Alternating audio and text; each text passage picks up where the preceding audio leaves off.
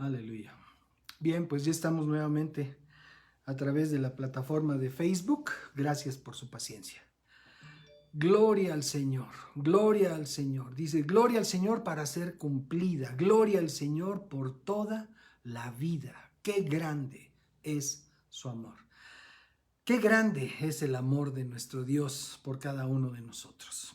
Que podemos disfrutarlo, que podemos llenarnos con ese amor precioso, ese amor inagotable, ese amor eterno con el que Dios nos ama. Muy bien, pues vamos a continuar con nuestro tema en esta tarde. Y bueno, esta tarde nuestro tema es tiene un título que a lo mejor les va a sonar un poco extraño a algunos. Se llama Los datos duros de Dios. Los datos duros de Dios. Recientemente se han puesto de moda, pues entre tanta palabrería que hemos estado oyendo en estos últimos tiempos, se ha puesto de moda este concepto, los datos duros. Yo no sé si todos los conozcan, si todos los hayan escuchado, pero se refieren como aquellos datos, aquellas cifras, balances, que se proporcionan por una entidad especializada que investiga y da a conocer información que puede ser diferente a la que se conoce o la que se haya publicado previamente por otras instancias y que en un momento dado pudiera ser una información maquillada para lograr los propósitos que cada quien quiera perseguir. Entonces, esto se ha hecho muy notable, se ha hecho muy popular recientemente. Entonces, con esto de los datos duros. Entonces, por ejemplo, datos duros en nuestro tiempo reciente. Por ejemplo, las muertes por COVID a nivel mundial. La página oficial de las Naciones Unidas publicó el día 21 de del mes pasado, que las muertes por COVID a nivel mundial serían entre 6.8 y 10 millones de personas, en comparación con la estadística que se publica en los medios internacionales, que hasta hace unos días era de casi 4 millones de personas fallecidas. Pues una diferencia importante. En México se han reconocido hasta el día de ayer 232.521 personas fallecidas. Y a fines de marzo, el subsecretario de Salud habló que las cifras de fallecidos en el país en ese entonces serían un 60% más numerosas que las cifras que se habían estado manejando. 60%. Entonces, estamos hablando de que si contáramos nosotros a partir de la cifra de ayer, estaríamos hablando de que en México es probable que hayan fallecido ya 370,000 personas por la pandemia. Ahora, otros datos duros. El 22 de junio pasado, el diario El Financiero publicó en una de sus columnas que el inicio de la semana anterior se había alcanzado la cantidad de 87,271 homicidios dolosos en nuestro país en lo que va de la presente administración. Ahora, el INEGI publicó una gráfica de aquello que preocupa más a los mexicanos en estos tiempos, datos duros, siendo la corrupción el tema que tiene un mayor porcentaje de preocupación entre la sociedad mexicana, con un 54.6%. Luego, la pobreza, por encima de la delincuencia, que va por el orden del 50%, seguida de cerca por el desempleo, con un 49%, y el siguiente rubro significativo de preocupación a nivel nacional fue para el desempeño de la actual administración, con el 24.5%. De ahí en adelante, los motivos de preocupación son menores al 15%. Datos duros. En nuestro medio, en nuestro tiempo, en nuestra nación. Ahora, pero en la palabra de Dios también encontramos datos duros de Dios. Y no me refiero a porcentajes, no me refiero a cifras específicas, aunque sí encontramos cantidad de cifras específicas dentro de la narrativa de la palabra de Dios. Pero, por ejemplo, tenemos un punto que me parece que es importante en este tiempo que estamos viviendo. Por ejemplo, los datos duros sobre la destrucción del mundo. Génesis capítulo 6 nos da un panorama sobre la destrucción del mundo. El Señor vio, a partir del párrafo 5, Génesis capítulo 6, a partir del párrafo 5 dice, el Señor vio que era mucha la maldad de los hombres en la tierra y que todos los planes y pensamientos de su corazón eran siempre los de hacer solo el mal. Y le pesó al Señor haber hecho al hombre en la tierra. Le dolió mucho en el corazón. Y dijo el Señor, borraré de la faz de la tierra al hombre que he creado, lo mismo que a las bestias, los reptiles y las aves del cielo. Me pesa haberlos hecho.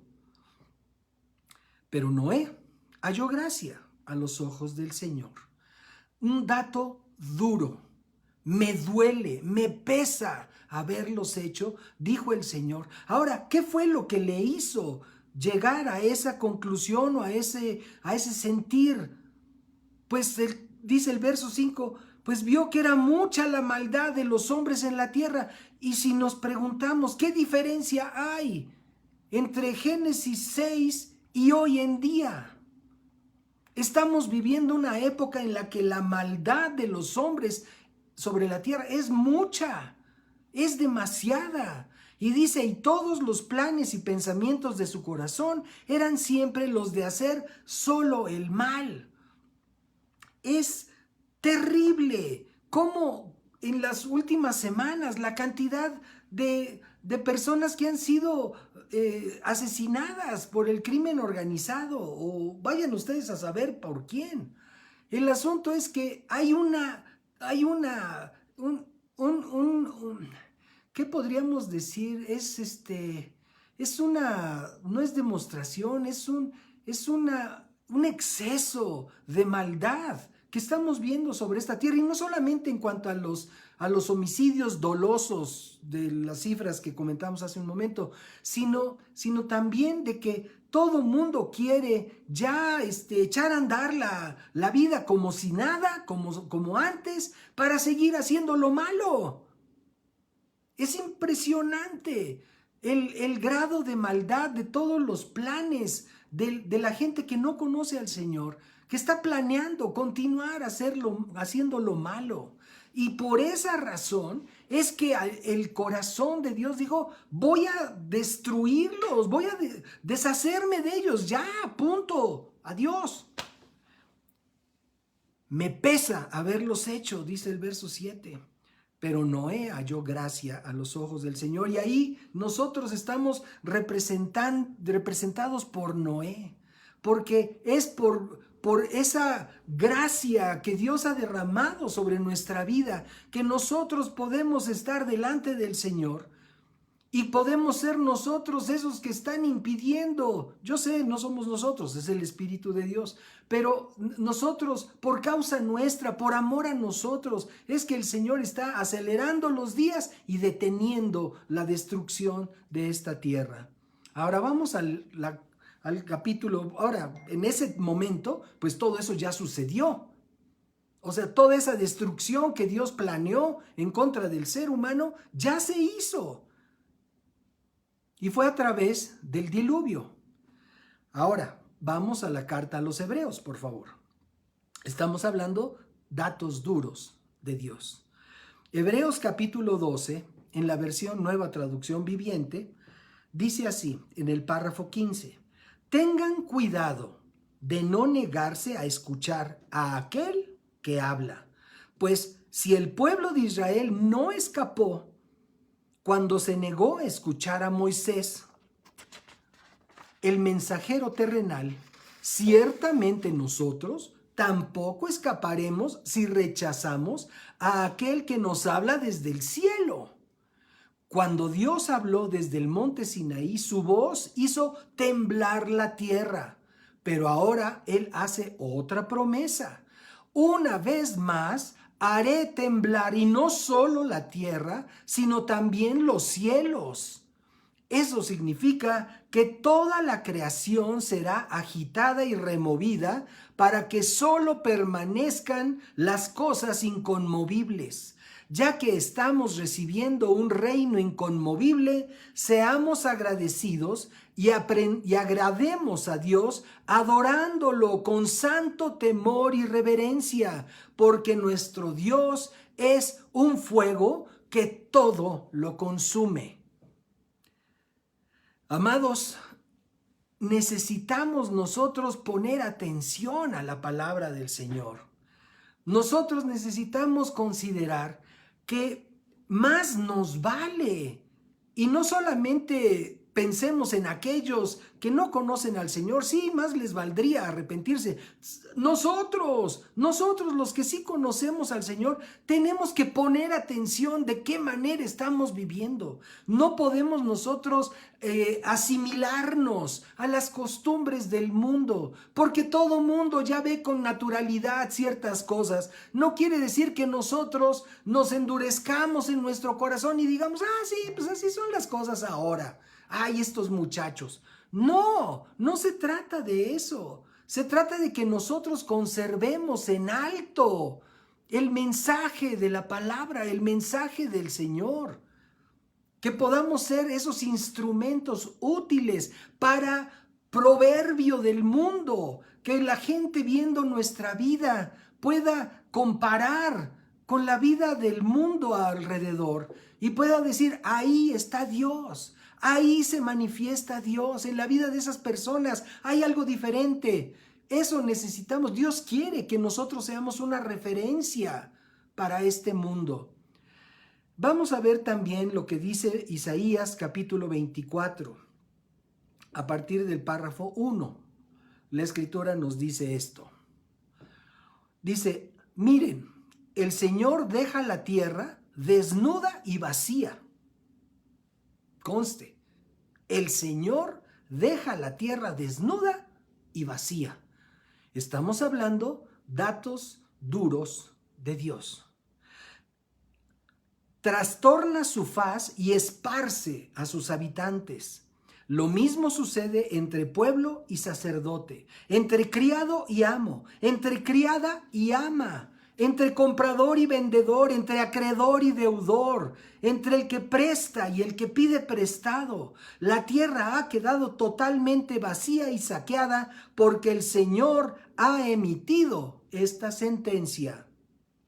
La tierra ha quedado destruida, verso 4, cayó enferma y con ella también el mundo, el cielo y la tierra se enfermaron. La tierra quedó contaminada por causa de sus habitantes, pues transgredieron las leyes, falsearon el derecho y quebrantaron el pacto eterno.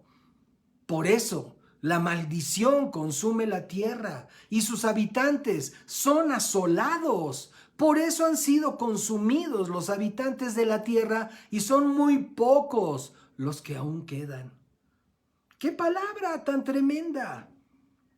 Dice, ¿y cuáles son las causas? Las causas son las mismas que podemos ver a nuestro alrededor. El cielo y la tierra se enfermaron. Yo no sé ustedes, pero yo noto una gran diferencia en la manifestación de la naturaleza. Una gran diferencia. Eventos, fauna, diferentes cosas que antes no había, ahora ya las hay en rumbos distintos, en ambientes diferentes. Lo que antes se veía en Cuernavaca, ahora se ve aquí en la Ciudad de México. Lo que antes se veía en Puebla, ya ahora las condiciones atmosféricas, ahora se ven aquí en la Ciudad de México. Y seguramente así se va trastocando todo el sistema ecológico, porque dice, el cielo y la tierra se enfermaron. ¿Y quién lo enfermó? La tierra quedó contaminada, verso 5, por causa de sus habitantes. Y no fueron los animales del campo, no fueron los peces del mar, no fueron las aves de los cielos los que causaron esa contaminación, fuimos nosotros, seres humanos. Y todavía estamos discutiendo si bajamos o no las emisiones de gas tipo invernadero, ¿no? O sea, todavía estamos discutiendo si sí o si no y hasta cuándo, y si en el año 50 vamos a dejar. Bueno, eso es un asunto de orden ecológico. Pero si eso lo podemos ver como un representativo de lo que sucede en lo espiritual, la tierra está contaminada por el pecado, por la perversidad que abunda y cada vez crece más. Es impresionante cómo grupos de personas que no tienen el menor temor de Dios exhiben su maldad, exhiben su bajeza de una manera tan abierta y además la presumen. Eso dice aquí, por eso el verso 6, la maldición consume la tierra y sus habitantes son asolados. Datos duros de Dios. Ahora vamos a ver en Sofonías, capítulo 1. También tenemos aquí una referencia que debemos considerar. A partir del párrafo número 14, la Escritura nos dice esto: ya está cerca el gran día del Señor. Ya está cerca, muy cerca. Dice, será un día de amargura y de gran estrépito, en el que hasta los valientes pedirán ayuda. Será un día de ira, de angustia y de estrechez, día de alboroto y destrucción, día de oscuridad y tinieblas, día nublado y sombrío, día de sonido de trompetas, de gritos de guerra contra las ciudades fortificadas y contra las desafiantes torres. Yo afligiré a los mortales por haber pecado contra mí. Andarán como ciegos, su sangre será esparcida como el polvo y su carne será como estiércol. En el día de la ira del Señor nada podrá librarlos, ni su plata, ni su oro, porque toda la tierra será consumida por el fuego de su enojo. En un abrir y cerrar de ojos, el Señor destruirá a todos los habitantes de la tierra. Dios mío, Dios mío, yo no sé si a cada uno de mis queridos amigos, hermanos en el Señor, amigas, les causa el mismo impacto que está causando en mi corazón cuando leo estas cosas. Es una advertencia tan fuerte, un dato duro de Dios, para que hagamos reflexión, para que hagamos un alto en el camino, para que podamos nosotros asegurarnos de que no vamos con todo el tropel en desbandada hacia la perdición, que no somos de aquellos que van corriendo a la destrucción de sus almas, a la destrucción de su vida, que colaboran a la ira de nuestro Dios. Yo sé, gracias a Dios por Jesucristo, porque alguien podría decir, bueno, a mí, hermano, pues eso es Antiguo Testamento y nosotros vivimos bajo la gracia. Sí, pero si vivimos bajo la gracia es porque el Señor nos ama y porque nos quiere dar la oportunidad de cambiar. Entonces no es de desecharse. La suma de la palabra de Dios es la verdad. Y eso lo debemos de tener perfectamente bien establecido en nuestro corazón. Ahora, vamos a la carta de Pedro, la segunda carta de Pedro. Aquí tenemos una panorámica que, gracias a Dios, no solo pasa por aquellos eventos tan graves, tan trágicos como los que referimos hace unos momentos, sino que nos da un panorama también mucho más amplio hacia el final, hacia donde ya nosotros tenemos parte en esta situación. Vamos a la segunda carta de Pedro, el capítulo 3, a partir del principio dice así: amados hermanos, esta es la segunda carta que les escribo, y en ambas los he animado a tener presentes con su mente pura las palabras que antes pronunciaron los santos profetas, así como el mandamiento que el Señor y Salvador nos ha dado por medio de los apóstoles. Recuérdenlo. Pero antes deben saber que en los días finales vendrá gente blasfema, que andará según sus propios malos deseos y que dirá: ¿qué pasó con la promesa de la venida del Señor? Desde el día en que nuestros padres murieron, todas las cosas siguen tal y como eran desde el principio de la creación. Pero con toda intención se olvidan de que desde la antigüedad fueron creados los cielos por la palabra de Dios, lo mismo que la tierra, la cual proviene del agua y subsiste por medio del agua. Por eso el mundo de entonces fue destruido por una inundación. Pero esa misma palabra ha reservado los cielos y la tierra que ahora existen. Los ha guardado para el fuego en el día del juicio y de la destrucción de los hombres perversos. Pero no se olviden, amados hermanos, que para el Señor un día es como 1000 años y 1000 años como un día. El Señor no se tarda para cumplir su promesa, como algunos piensan, sino que nos tiene paciencia y no quiere que ninguno se pierda, sino que todos se vuelvan a Él.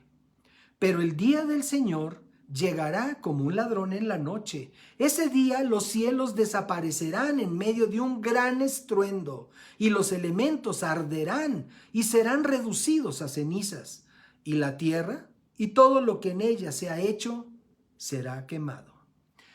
Puesto que todo será deshecho, ustedes deben vivir una vida santa y dedicada a Dios.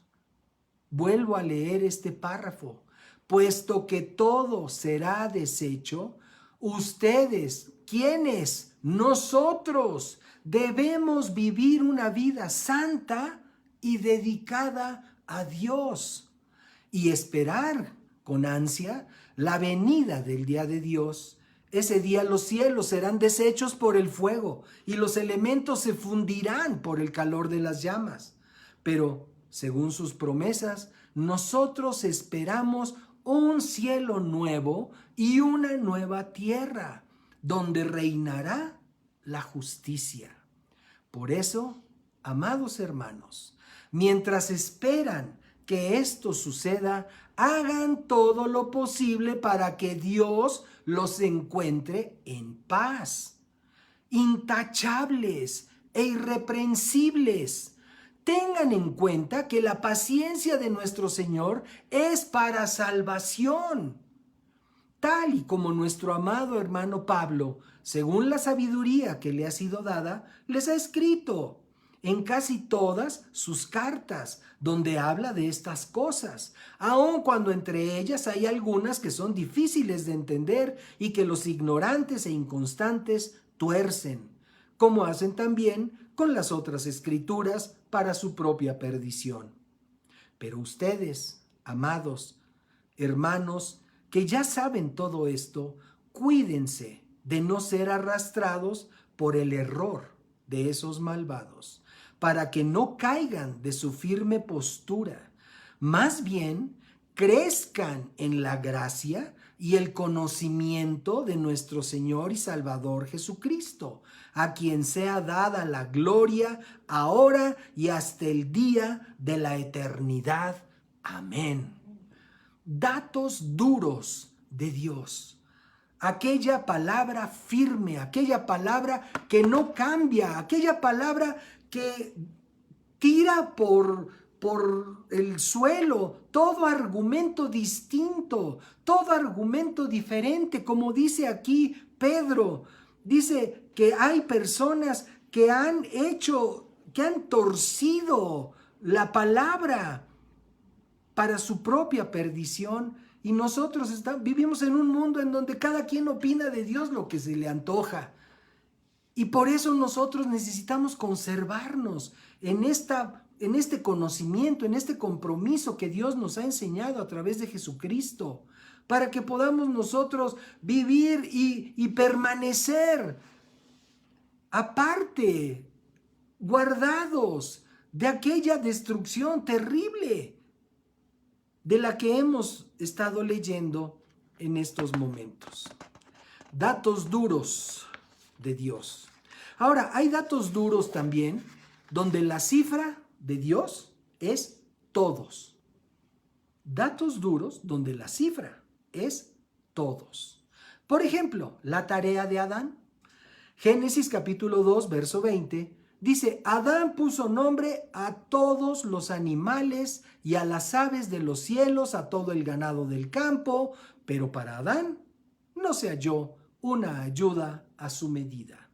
Entonces, Adán puso nombre a todos, a todos. Y si alguien dice, no, pero es que en el tiempo de Adán no había microscopios y entonces no puede haberle puesto nombre a todos, dice la Escritura, todos. Es un dato duro de Dios. Todos, a todos los animales les puso nombre Adán. Ahora, otra cifra en donde la cantidad es todos, la podemos ver con respecto de la matanza que organizó Herodes en tiempos de Jesús. En el capítulo 2 del Evangelio de San Mateo, la Escritura dice así, verso 16, cuando Herodes vio que los sabios lo habían engañado, se enojó mucho y calculando el tiempo indicado por los sabios, mandó matar a todos los niños menores de 2 años que vivían en Belén y en sus alrededores. El hombre estaba histérico, estaba loco de poder. Y cuando sintió que su reino podría estar en peligro porque había nacido el rey de Israel, entonces mandó matar a todos los niños. Ahora, uno puede decir, todos los niños, así como una cifra vaga. Ponte a pensar, todos. ¡Qué terrible! Todos. Es una cifra trágica. Todos. Imagínatelo en tu familia. Imagínatelo entre tus seres queridos. Que de repente el rey se pone loco y decide matar a todos los pequeñitos. Todos. Es un dato duro de Dios.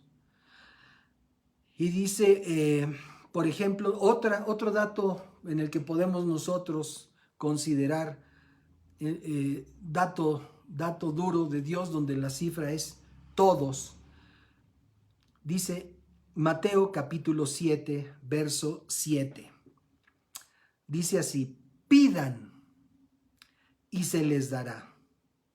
Busquen y encontrarán. Llamen y se les abrirá. Porque todo aquel que pide, recibe. Y el que busca, encuentra. Y al que llama, se le abre. Entonces, esta es otro dato duro de Dios en donde la cifra es todos. Todo aquel que pide, todo aquel que busca, todo aquel que llama. Entonces no consideremos con esto es para Dios demostrarnos que Dios no tiene preferidos. O si somos preferidos es por la obra de Cristo en nosotros. Pero dice todo aquel, porque Dios no hace acepción de personas. Entonces tenemos oportunidad, tenemos libertad para llegar delante del Señor y pedir aquello que anhelamos, que necesitamos. Porque el que pide recibe todo. Y aquí no caben aclaraciones de decir, ay, pues yo le pedí y no me dio. Y yo le pedí y no me dio. Y yo quise y no me dio. Aquí la Escritura es contundente y no está sujeto a interpretación ni a confrontación. Todo aquel es lo que Dios nos enseña y es lo que Dios hace. Y ahí nosotros podemos tener la plena certeza de que su palabra es la verdad. Ahora también con respecto de ese momento en el que Jesucristo regrese a esta tierra, podemos ver que la cifra de Dios, el dato duro de Dios es todos. Mateo capítulo 24 en el párrafo 30. Dice así: entonces aparecerá en el cielo la señal del Hijo del Hombre, y todas las tribus de Israel se lamentarán y verán al Hijo del Hombre venir sobre las nubes y las nubes del cielo, con gran poder y gloria. Y enviará a sus ángeles con gran voz de trompeta, y de los cuatro vientos, desde un extremo al otro de los cielos, ellos juntarán a sus elegidos. Todas las tribus de la tierra. Todas las tribus de la tierra. Todos se lamentarán, dice aquí, con respecto de la fe en Jesucristo. Todos los que han dicho: ay, no, esas son cosas de viejitos, no, ya, no, ya, eso ya pasó de moda, ya la Biblia es un libro, arcaico, no, ya, ya somos una sociedad moderna, ya evolucionamos. Pues si es evolución a lo malo, eso no es evolución, eso es regresión. Regresión al salvaje, regresión al troglodita. Apocalipsis capítulo 1, verso 7 nos dice al respecto: miren, ya viene en las nubes, y todos lo verán, aun los que lo traspasaron, y todas las naciones de la tierra harán lamentación por él. Sí, amén. Todos, dice, lo verán. Todos lo verán. No sé si ya habíamos comentado esto, pero yo tenía una idea de que estos tiempos favorecen mucho lo que nos dice la Escritura, de que todo mundo lo verá, todo ojo lo verá, porque será como un relámpago que sale del oriente al occidente, y había yo pensado, qué bueno que ahora con el internet se favorece esta escritura, ya se puede cumplir la escritura, porque ya hay internet, porque ya hay cobertura satelital, porque ya tenemos comunicación inmediata de hemisferio a hemisferio, de continente a continente, entonces ya está la condición dada. Y eso es una consideración muy infantil, lo reconozco. ¿Cómo puedo pensar que el regreso del Señor Jesucristo está condicionado al internet? Si hace un momento, tratando de llevar la transmisión de este mensaje, se desconectó mi aparato, mi teléfono, y tuve que hacer una pausa aquí para volverlo a reconectar y poder seguir sirviendo aquí a mis amigos del Facebook, a mis hermanos en Facebook, y estar pensando: ay, qué bueno que ya hay internet, porque así ya Jesús puede regresar. No, hombre, ese es un infantilismo. El Señor no necesita internet, no necesita los medios que el hombre ha creado. El Señor no está esperando que avance la ciencia. El Señor está esperando que la gente se arrepienta. Eso es lo que el Señor está esperando. Que la gente se arrepienta de su pecado, de su maldad, para poder venir gloriosamente como lo hará. Y lo que nos están narrando estos párrafos de Mateo y de Apocalipsis. Ahora, dice también como cifra, como dato duro de Dios, todos, Apocalipsis 3, verso 19, nos dice lo siguiente: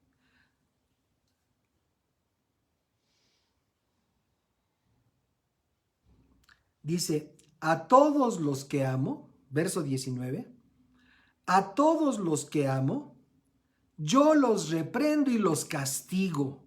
Así que muestra tu fervor y arrepiéntete. Mira, ya estoy a la puerta y llamo. Si alguno oye mi voz y abre la puerta, yo entraré en su casa y cenaré con él y él cenará conmigo. Todos, dice aquí, a todos los que amo, yo los reprendo y los castigo. Ahora, ¿será porque Dios es malo? No, Es porque nosotros somos malos. Es porque nosotros nos desviamos. Es porque nosotros nos distraemos de nuestro compromiso con Él y nos dejamos llevar por la corriente de este mundo. Tenemos que estar atentos. Tenemos que estar avisados para que el Señor nos encuentre en paz, como leímos hace un momento. Datos duros, también hay datos duros donde la cifra es muchos y pocos. Mateo capítulo 7 nos dice algo así. Entren, verso 13, entren por la puerta estrecha, porque ancha es la puerta y espacioso el camino que lleva a la perdición. ¿A dónde lleva ese camino? A la perdición. Y es ancho, cómodo, bien iluminado. A lo mejor hay puestos ambulantes a los lados, mira, para que vayas chachareando a la perdición. ¿Y cuántos son los que van por ahí? Muchos, muchos son los que entran por ella. Pero, verso 14, estrecha es la puerta y angosto el camino que lleva a la vida. Y pocos, ¿cuántos? Pocos son los que la encuentran. Pocos. Entonces aquí el dato duro de Dios es muchos y pocos. Se calcula que la población mundial aumentará a 8.600 millones de personas para el año 2030. 8.600 millones de personas para ese momento. Y fíjense lo que dice Zacarías capítulo 13, verso 8. Sucederá entonces que en toda la tierra, las 2/3 partes serán destruidas y se perderán, pero la 1/3 parte quedará con vida. Palabra del Señor. Entonces, si estamos hablando de muchos y de pocos, podemos compararlo con esta escritura que habla muchos, un 66%, y pocos, un 33%. De esta cifra que mencioné hace un momento, si aplicamos este principio a la estadística para hacer solamente un breve ejercicio de cálculo, tenemos otro dato duro. De 8.600 millones de personas que existan para el 2030, solo se salvaría la 1/3 parte, esto es 2.580 millones de personas. Ahora, esto es un ejercicio numérico, pero la palabra dice muchos y dice pocos. No podemos nosotros afirmar con cifras lo que la Escritura dice muchos y lo que la Escritura dice pocos, pero podemos considerar lo que la palabra nos enseña. Ahora, datos duros sobre el sacrificio de Jesucristo. Estamos ya cerca de terminar nuestro tiempo con Dios. Quiero comentar esto con ustedes, porque son datos duros con respecto del sacrificio de Jesús. Es un artículo que se publicó por parte de la Universidad de Monterrey en abril del año 2019, en donde se dice lo siguiente: la causa de la muerte de Jesús fue un paro cardiorrespiratorio, de acuerdo al médico, profesor de la Escuela de Medicina de la Universidad de Monterrey, que ha dedicado gran parte de su carrera al estudio médico de la tortura y fallecimiento del Hijo de Dios y al esclarecimiento de detalles sobre el mismo. Explicó el médico, que también es psicólogo, que una consideración importante sobre este acontecimiento es que Jesús era un hombre joven, saludable, en óptima condición física, gracias a su profesión de carpintero y a que tenía que viajar largas distancias a pie para predicar y para hacer lo que hacía cotidianamente. Sin embargo, señaló que su angustia en el Monte de los Olivos, el abandono de sus seguidores y la sentencia expedida por Poncio Pilatos ejerció un gran estrés emocional en él antes de su muerte. Estamos hablando de un dato duro respecto de la perspectiva clínica del sacrificio de Jesucristo. Cristo en el Monte de los Olivos presentó una condición médica que es bastante extraña: sangre en el sudor. A eso se le llama hematidrosis y se presenta cuando una persona está expuesta a una ansiedad extrema. ¿Qué es lo que sucede? Los vasos sanguíneos se rompen debido a la ansiedad y la sangre sale por la glándula sudorípara. Este tipo de ansiedad extrema también se vio en niños que vivían en Londres durante la Segunda Guerra Mundial y fueron bombardeados por los nazis. También apuntó que la flagelación era una práctica estándar para personas que fueron sentenciadas a muerte en ese contexto y que este acto no se realizaba con un simple látigo de cuero, como comúnmente se piensa. La flagelación se realizaba con un tipo de látigo que contaba con varias extensiones que al final tenían incrustados huesos de borrego y bolas de plomo. Al flagelar, el hueso corta la piel y la bola de plomo golpea el tejido. Esto produce contusiones y laceraciones, y los tejidos flagelados terminan como masas de músculo, de tendones abiertos, sangrando, que genera mucho dolor, y esta pérdida de sangre contribuye más adelante a un choque hipovolémico, que es el colapso del sistema circulatorio. Seguramente todos tuvimos un impacto a través de la película de Mel Gibson de La Pasión, porque las representaciones religiosas del sacrificio y de la crucifixión de Jesús pintaban al Señor con unas gotitas de sangre por aquí, otras gotas de sangre en sus manos, en sus rodillas, en sus pies, en el costado, la huella de la lanza, pero era una imagen de alguien entero. Aquí lo que nos está dando esta descripción es una tortura terrible, es un dato duro, en este caso de la ciencia, sobre el sacrificio de Jesucristo.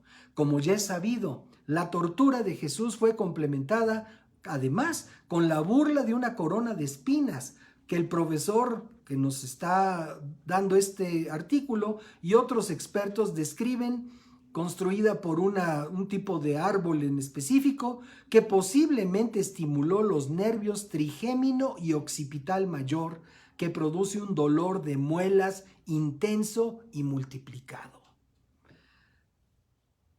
Caray, ni qué decir. La crucifixión, los romanos, por decirlo de alguna manera, la perfeccionaron como una técnica de tortura y de muerte.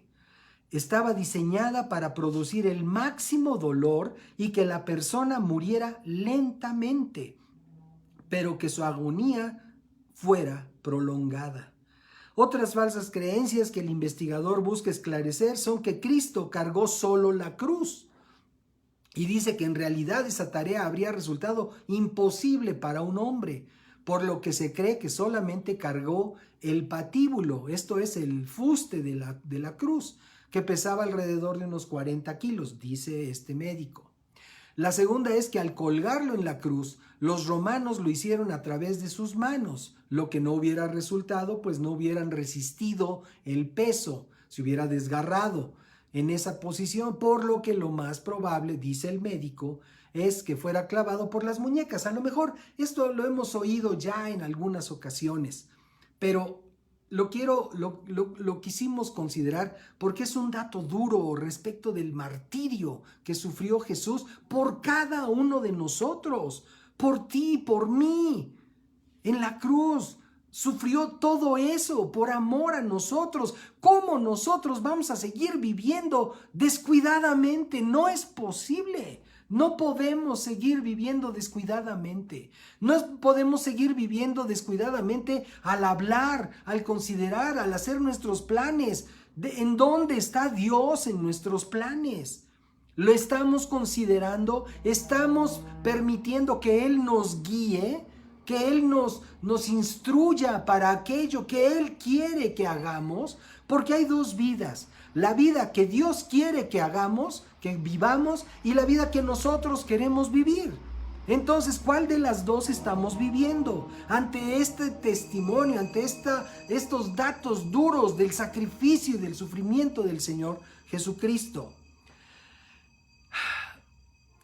Entonces, dice este artículo, la tarea de los ejecutores no se limitó a infringir dolor a Jesús, sino también estaban a cargo de minimizar su agonía y para esto le ofrecieron mirra, que hubiera funcionado como una especie de anestesia, pero el Hijo de Dios no la aceptó. También era una práctica común romper las piernas de los condenados a muerte, pues al hacerlo esto aceleraría su expiación debido a que la posición de la persona dificulta la respiración, sumando la pérdida de sangre. Sin embargo, Jesús murió antes de que se le practicara. Es difícil respirar en la posición que pusieron al Señor. Es mucho más fácil expirar que inspirar en esa posición. La persona tiene que apoyarse en los pies, tiene que tratar de subir su cuerpo hacia arriba, apoyándose en las muñecas que tienen clavos. Todo esto va inhibiendo la expiración y va haciendo que la persona retenga CO2, carbono. Describió el profesor de medicina y agregó que hablar hubiera sido casi imposible, aunque varias fuentes y aún la Escritura nos dice que logró hablar y externar unas últimas palabras. Bien, el comparativo. Isaías capítulo 53. Y con esto terminamos. Isaías capítulo 53 nos dice lo siguiente: ¿quién ha creído a nuestro anuncio? ¿En quién se ha manifestado el brazo del Señor? Crecerá ante él como un renuevo, como raíz en tierra seca. No tendrá una apariencia atractiva, ni una hermosura impresionante. Lo veremos, pero sin atractivo alguno, para que más lo deseemos. Será despreciado y desechado por la humanidad entera. Será el hombre más sufrido, el más experimentado en el sufrimiento. Datos duros de Dios. El más, dice aquí, experimentado en el sufrimiento. Es que tú no sabes lo que yo he sufrido. Pongamos las cosas en orden. Muchos hemos sufrido muchas cosas. Jesús sufrió más. El más sufrido, el más experimentado en el sufrimiento. Y nosotros no le daremos la cara. Será menospreciado, no lo apreciaremos. Con todo, Él llevará sobre sí nuestros males y sufrirá nuestros dolores. Mientras nosotros creeremos que Dios lo ha azotado, que lo ha herido, que lo ha humillado, pero Él será herido por nuestros pecados, molido por nuestras rebeliones. Sobre Él vendrá el castigo de nuestra paz y por su llaga seremos sanados. ¡Aleluya! Todos perderemos el rumbo como ovejas y cada uno tomará su propio camino, pero el Señor descargará sobre Él todo el peso de nuestros pecados. Se verá angustiado y afligido, pero jamás emitirá una queja. Será llevado al matadero como un cordero, y como oveja delante de sus trasquiladores se callará y no abrirá su boca. Sufrirá la cárcel, el juicio y la muerte. ¿Y quién entonces contará su historia?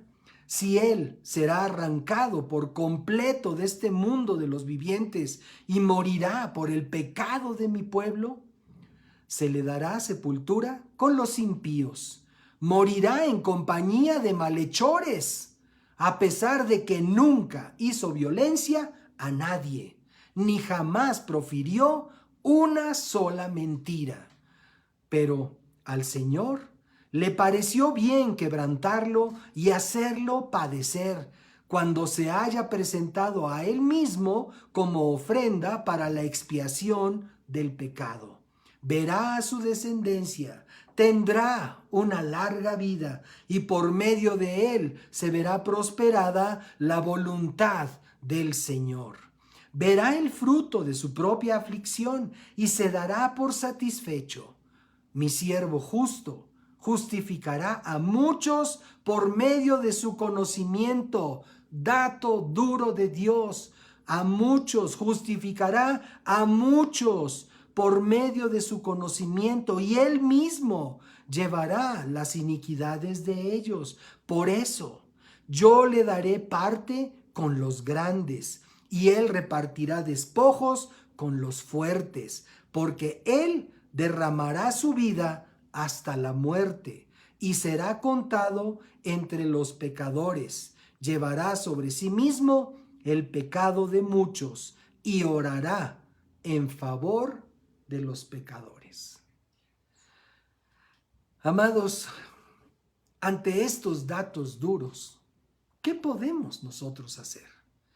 Quisiera yo tomar un momento, un breve momento, para invitar a cualquier persona que quizás esté oyendo este mensaje, que nunca haya escuchado una explicación de la palabra de Dios, un comentario, y que sienta en su corazón que este día, en esta hora, quiere hacer un compromiso formal con el Dios vivo y verdadero. No estamos hablando de religión, estamos hablando de una relación personal con el único y verdadero Dios. Si es el caso de alguno de ustedes, les ruego que por favor repitan conmigo estas palabras de manera que ustedes la puedan escuchar.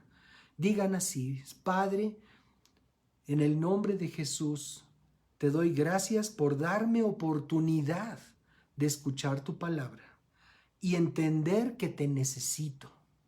Te ruego, perdóname. He hecho lo malo, lo sé. Me arrepiento de cada una de esas maldades de mi vida y te ruego, limpia mi vida, limpia mi conciencia con esta preciosa sangre que derramó Jesús en la cruz del Calvario. Y dame oportunidad, Señor, de ser hecho hijo tuyo, hija tuya en esta hora. A ti, Jesús, te entrego mi vida, abro mi corazón y te recibo como el Salvador de mi vida, como mi Señor, mi máxima autoridad y el que me llevará delante de mi Padre Celestial. Ahora te ruego, Señor, lléname con tu Espíritu Santo, ese Espíritu que te levantó de los muertos. Lléname, Señor. Gracias por escucharme. Gracias por estar conmigo y en mí. Amén. Pues muchas felicidades a quienes hayan hecho esta declaración. Les amamos de veras, de todo corazón. Queremos estar a sus órdenes, servirles. Y bueno, seguramente aquellas personas que les compartieron este enlace o esta invitación pueden platicar con ustedes y orientarlos para que puedan. Esto es un punto de inicio. Hay que continuar, hay que avanzar, hay que crecer espiritualmente. Estamos a sus órdenes con mucho gusto. Y bueno, pues para todos los demás que hemos estado considerando estos datos duros de Dios, tenemos algo que hacer, tenemos mucho que hacer. Tenemos mucho que hacer, cada día tenemos que ser más conscientes del alto precio que fue pagado por nuestro rescate. Tenemos que ser conscientes del gran amor con el que el Señor nos ha amado. No podemos corresponder, no podemos pagar con maldad, con bajeza, con descuido, con indiferencia. No podemos hacerlo. Si en alguna medida lo hemos hecho hasta este punto, tenemos que pedirle perdón al Señor. Y yo quisiera que me acompañen haciendo también una oración. Padre, en el nombre de Jesús, perdónanos si hemos actuado de una manera indiferente o indolente con respecto del alto precio que tú has pagado por nuestro rescate. Perdónanos, Señor. Perdónanos por considerar que no es tan malo lo malo, porque sí lo es, porque tu palabra nos demuestra que estar deseando de continuo el mal es el argumento por el que Dios destruyó al mundo con el diluvio. Y no queremos, Señor, que nuestra vida también contribuya a esa ira y a esa destrucción, Señor. No queremos ser parte de los muchos que se pierden. Queremos ser parte de los pocos que entran por la puerta estrecha que eres tú, Señor Jesucristo. Y ahora en el nombre de Jesús te damos gracias. Primero perdónanos, Señor, si lo hemos hecho, y gracias por tu amor, por tu misericordia. Gracias por darnos oportunidad de considerar tu palabra, Señor, y de alimentarnos con ella y tomar decisiones respecto de nuestra vida diaria. Sabemos, Padre, que hay mucha palabra disponible para nosotros a través de todos los medios electrónicos, y también sabemos que tú quieres llegar a todas las naciones, pero gracias por lo que hoy aquí tú nos has hablado, Señor.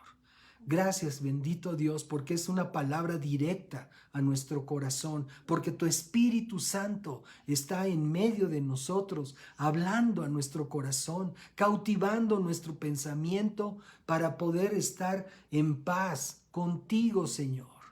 Muchas gracias. Gracias por hacer de nosotros este pueblo santo, comprometido contigo, Señor, que anuncia las virtudes del que nos llamó de las tinieblas a su luz admirable. Muchas gracias, Padre. Te amamos con todo nuestro corazón y te bendecimos. Amén. Amén. Amén. Pues muchas gracias a todos, queridos amigos, amigas, y en una manera particular nos despedimos de nuestros amigos que nos acompañaron en este tiempo a través del Facebook.